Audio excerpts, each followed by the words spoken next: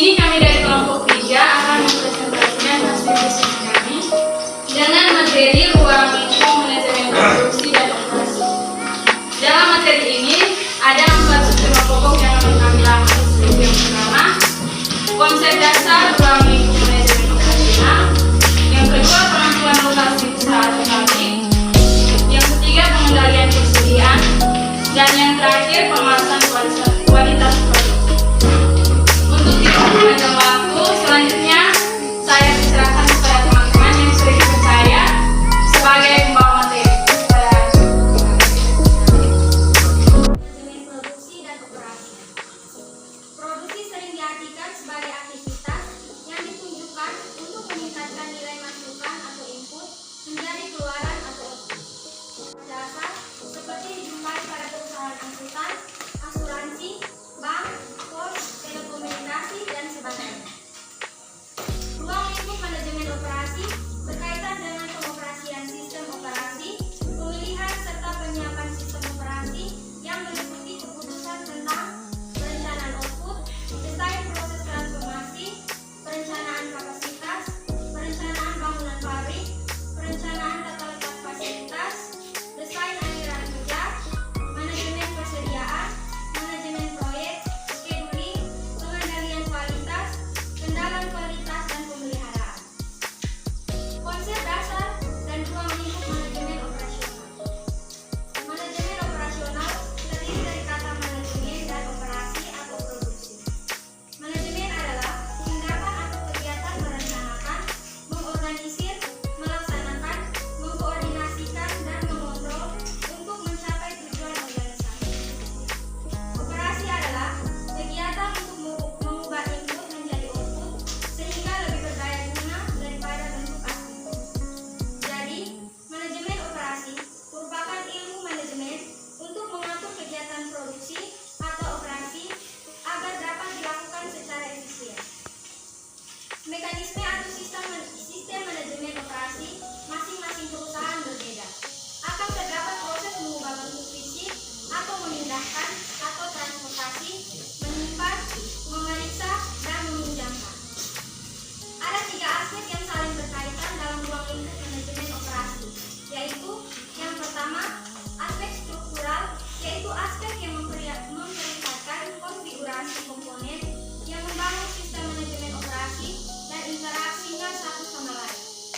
Yang kedua, aspek fungsional, yaitu aspek yang berkaitan dengan manajemen dan organisasi, komponen struktural maupun interaksinya, mulai dari perencanaan, penerapan, pengendalian, maupun perbaikan agar diperoleh kinerja optimal. Yang ketiga, aspek lingkungan, memberikan dimensi lain pada manajemen operasi yang berupa pentingnya memperhatikan perkembangan dan kecenderungan yang terjadi di luar sistem. Berkaitan dengan pengoperasian sistem operasi, pemilihan serta penyiapan sistem operasi yang meliputi keputusan tentang 1. Perencanaan output, 2. Desain proses transformasi, 3. Perencanaan kapasitas, 4. Perencanaan bangunan pabrik, 5. Perencanaan tata letak fasilitas, 6. Desain aliran kerja, 7. Manajemen persediaan, 8. Manajemen proyek, 9. Schedule, 10. Pengendalian kualitas, dan 11. Kendaraan kualitas dan pemeliharaan. Sedangkan menurut Krajewski dan Bridgman dalam studi memberikan 3 aspek dalam manajemen operasi, yaitu 1. Manajemen operasi dilihat dari segi fungsi, 2. Manajemen operasi dilihat dari segi profesi, dan 3. Manajemen operasi dilihat dari segi pengambilan keputusan. Penentuan lokasi usaha dan pabrik. Lokasi usaha adalah hal utama yang perlu dipertimbangkan. Lokasi strategi menjadi salah satu faktor penting yang sangat menentukan keberhasilan suatu usaha. Dalam memilih lokasi usahanya, pemilik lokasi usaha harus mempertimbangkan faktor-faktor pemilihan lokasi, karena lokasi usaha adalah aset jangka panjang dan akan berdampak pada kesuksesan usaha itu sendiri. Pemilihan lokasi sangat penting karena berkaitan dengan besar kecilnya biaya operasi, harga maupun kemampuan bersaing. Sangat menentukan Pemilihan lokasi berarti menghindari sebanyak mungkin seluruh segi-segi negatif dan pendapatan lokasi dengan paling banyak faktor-faktor positif. Penentuan lokasi yang tepat akan menentukan biaya-biaya yang dikeluarkan secara rutin karena menyangkut faktor-faktor produksi, terutama bahan baku, tenaga kerja juga akan menentukan akses pasar yang dibutuhkan. Tidak hanya masalah biaya transportasi, tetapi juga masalah kecepatan pengiriman, terutama barang yang cepat daluarsa. Tujuan penentuan dan pemilihan lokasi. Penentuan dan pemilihan lokasi merupakan salah satu strategi yang perlu diperhatikan oleh perusahaan, baik lokasi pabrik untuk perusahaan manufaktur ataupun lokasi usaha untuk perusahaan jasa atau retail maupun lokasi perkantoran. Pemilihan lokasi diperlukan pada saat perusahaan mendirikan usaha baru, melakukan ekspansi usaha yang telah ada, maupun memindahkan lokasi perusahaan ke lokasi lainnya. Pemilihan lokasi sangat penting karena berkaitan dengan besar kecilnya biaya operasi, harga maupun kemampuan bersaing. Menurut Munawaroh, pada tahun 2013, penentuan lokasi memiliki beberapa tujuan sesuai dengan jenis usaha yang akan dilakukan, yaitu 1. Bagi industri untuk meminimumkan biaya, lokasi yang tepat mendekatkan lokasi gudang penyimpanan bahan dengan lokasi produksi bisa menghemat biaya tersebut. Yang kedua, bagi retail dan profesional service untuk memaksimisasi revenue, pemilihan lokasi retail dan profesional service yang mudah dijangkau konsumen memungkinkan terjadi penjualan dalam jumlah banyak sehingga meningkatkan pendapatan perusahaan. Yang ketiga, bagi lokasi gudang untuk memaksimumkan delivery dan biaya minimum. Jarak gudang dengan lokasi pabrik yang tepat akan mempercepat penyerahan barang sekaligus meminimalkan biaya. Mengajar 1991 berdasarkan ilmu tata ruang lokasi dibagi menjadi dua jenis, yaitu satu lokasi absolut, yaitu suatu tempat atau wilayah yang di lokasi tadinya berkaitan dengan letak astronomis, yaitu dengan menggunakan garis lintang dan garis bujur, dan dapat diketahui secara pasti dengan menggunakan peta. Lokasi absolut, suatu daerah tidak dapat berubah atau berganti sesuai perubahan zaman tetapi bersifat tetap karena berkaitan dengan hukum. Dua lokasi relatif, yaitu suatu tempat atau wilayah yang berkaitan dengan karakteristik tempat atau suatu wilayah. Karakteristik tempat yang bersangkutan sudah dapat diabstraksikan lebih jauh. Lokasi relatif memberikan gambaran tentang keterbelakangan, perkembangan dan kemajuan wilayah yang bersangkutan dibandingkan dengan wilayah lain. Lokasi relatif dapat ditinjau dari seat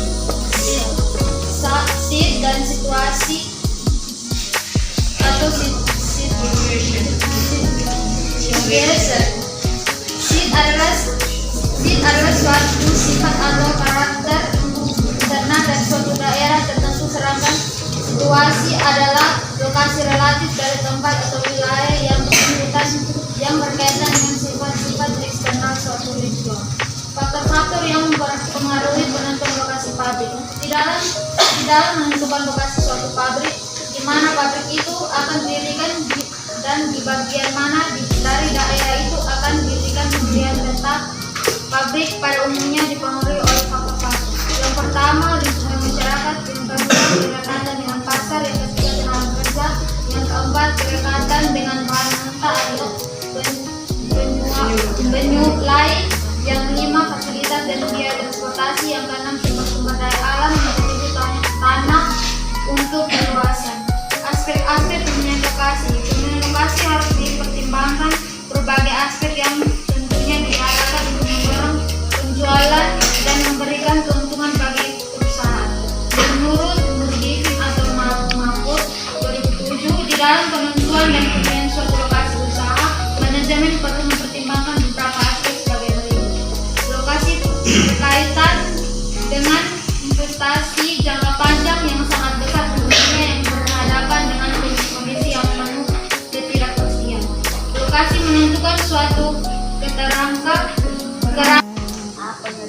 Pengendalian persediaan atau stock control adalah usaha yang dilakukan oleh perusahaan dalam penyediaan barang-barang yang dibutuhkan untuk proses produksi agar terpenuhi secara optimal, sehingga proses produksi berjalan dengan lancar dan mengurangi adanya risiko yang akan terjadi seperti kekurangan barang, serta perusahaan dapat memperoleh biaya persediaan sekecil-kecilnya yang akan menguntungkan perusahaan. Jika persediaan terlalu besar atau overstock, maka beban-beban biaya untuk menyimpan dan menjaga persediaan di dalam gudang akan tinggi, sehingga hal ini akan menyebabkan pemborosan. Sebaliknya, jika persediaan terlalu kecil atau dapat dikatakan kurangnya persediaan atau out of stock, maka waktu pengiriman barang yang telah disepakati bersama antara perusahaan dengan konsumen akan menjadi terhambat. Hal-hal yang dilakukan harus diperhatikan dalam melakukan pengendalian persediaan dalam perusahaan manufaktur adalah: 1.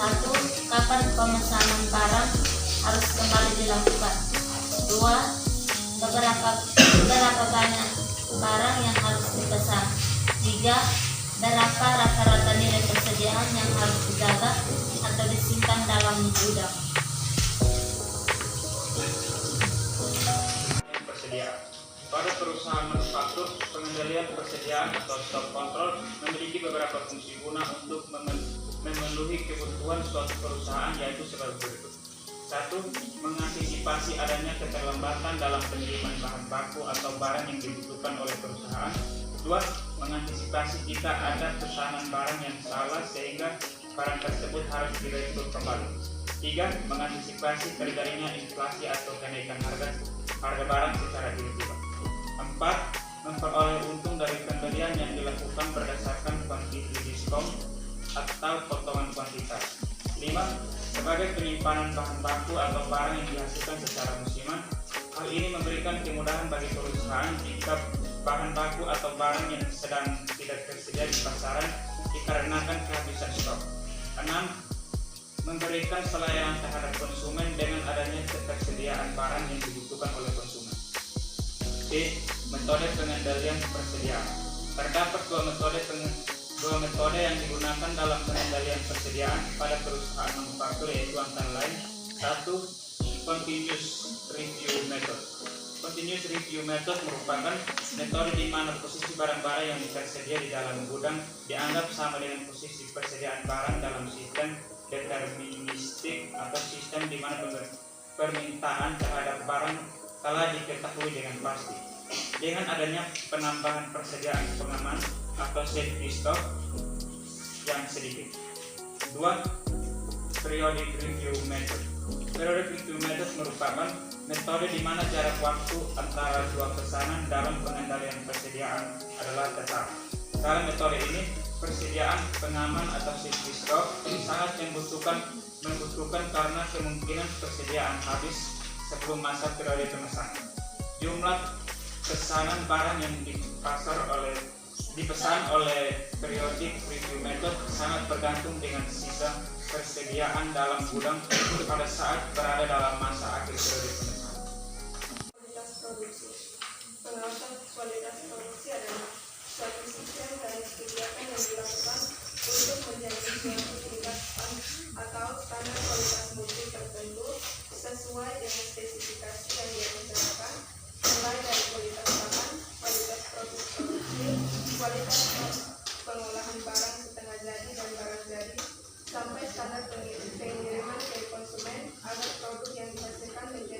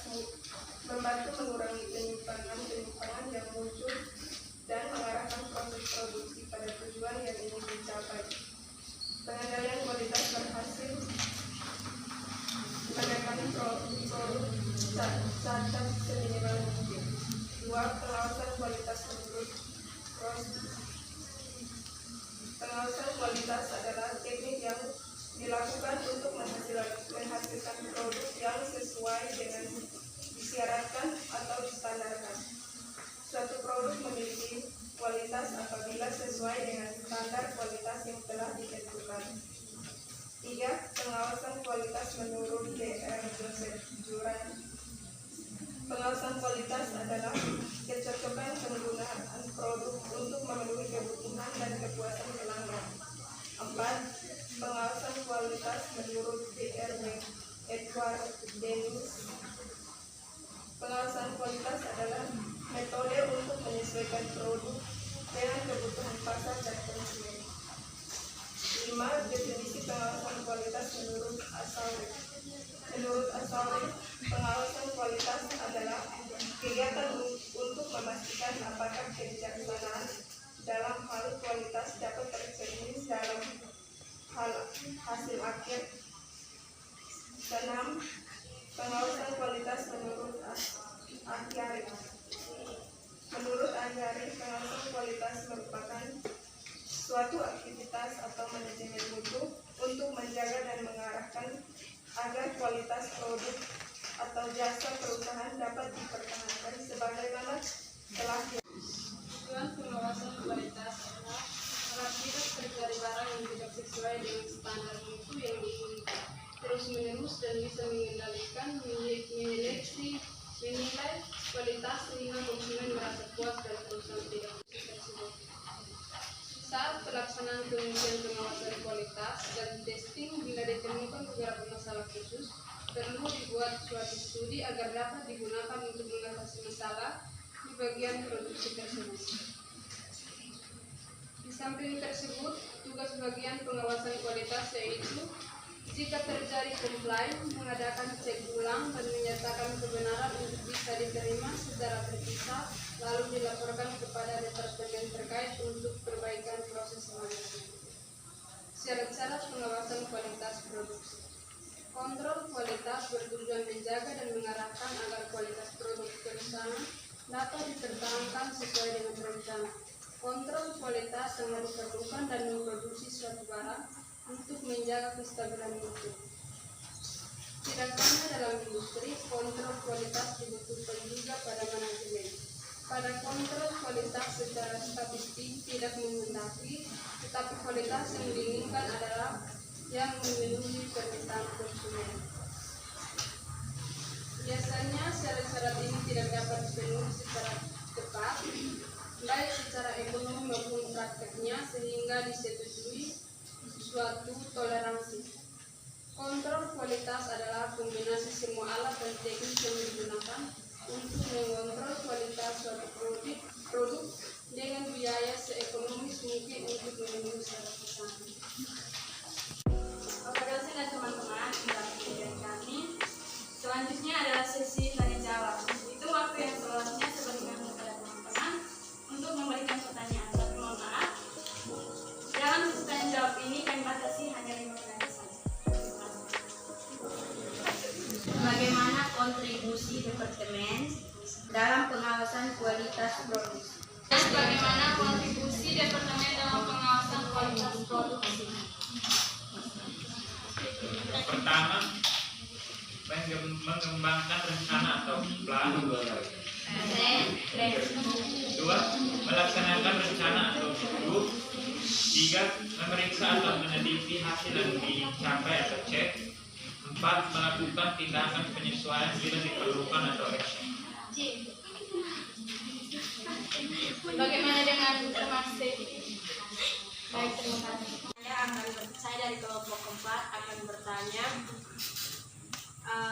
bisakah teman-teman menjelaskan 3 aspek dalam manajemen operasi menurut Krajewski dan Ritzman dalam Julian Yang? Kami baik. Dengan pertanyaan, jelaskan 3 aspek menurut Krajewski dan Ritzman dalam Julian Yang.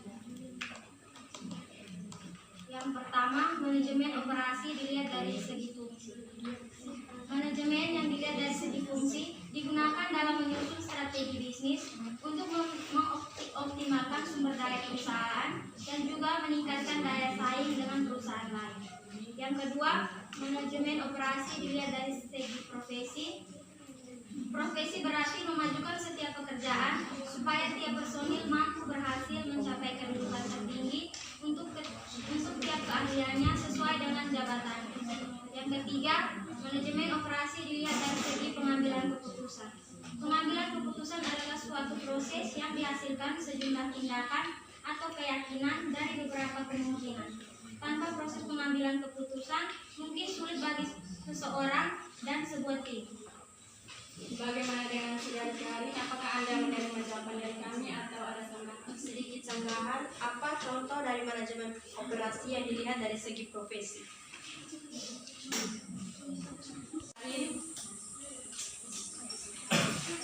Contoh operasional dalam segi profesi. Contoh dari segi profesi adalah pada bidang hukum.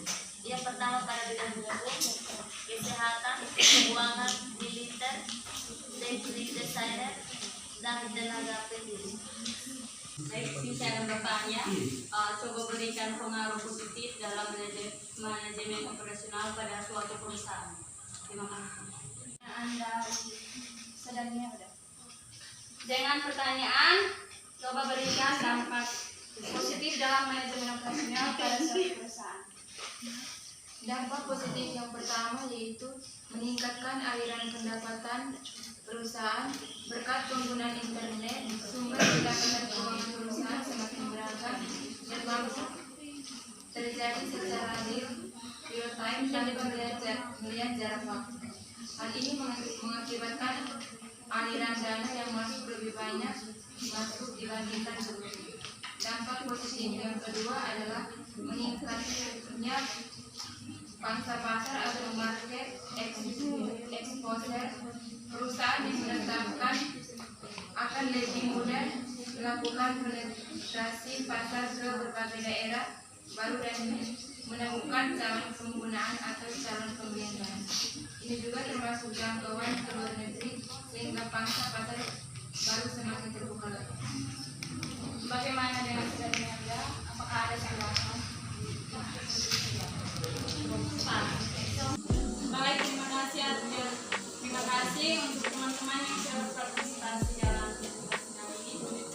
Kesimpulan yang kami ambil dalam materi ini adalah manajemen produksi dan operasi merupakan usaha-usaha pengelolaan secara optimal, penggunaan sumber daya antara lain tenaga kerja, mesin, peralatan, bahan mentah dan sebagainya. Manajer produksi dan operasi mengarahkan berbagai masukan agar dapat memproduksi berbagai keluaran atau hasil dalam jumlah, kualitas, harga, waktu dan tempat tertentu sesuai permintaan konsumen. Untuk mencapai itu, diperlukan adanya penjadwalan agar output yang dihasilkan dapat diselesaikan sesuai target itu. Produksi sering diartikan sebagai aktivitas yang ditunjukkan untuk meningkatkan nilai masukan atau input menjadi keluaran atau output. Dengan demikian, maka kegiatan usaha jasa seperti dijumpai pada perusahaan angkutan, asuransi, bank, pos, telekomunikasi, dan sebagainya menjalankan juga kegiatan produksi mekanisme atau sistem. Baik, tidak ada sisi kedua. Baik, terima kasih Adil. Terima kasih untuk teman-teman yang sudah berpartisipasi dalam diskusi kami ini. Kesimpulan yang kami ambil dalam materi ini adalah manajemen produksi dan operasi merupakan usaha-usaha pengelolaan secara optimal, penggunaan sumber daya antara lain tenaga kerja, mesin, peralatan, bahan mentah dan sebagainya.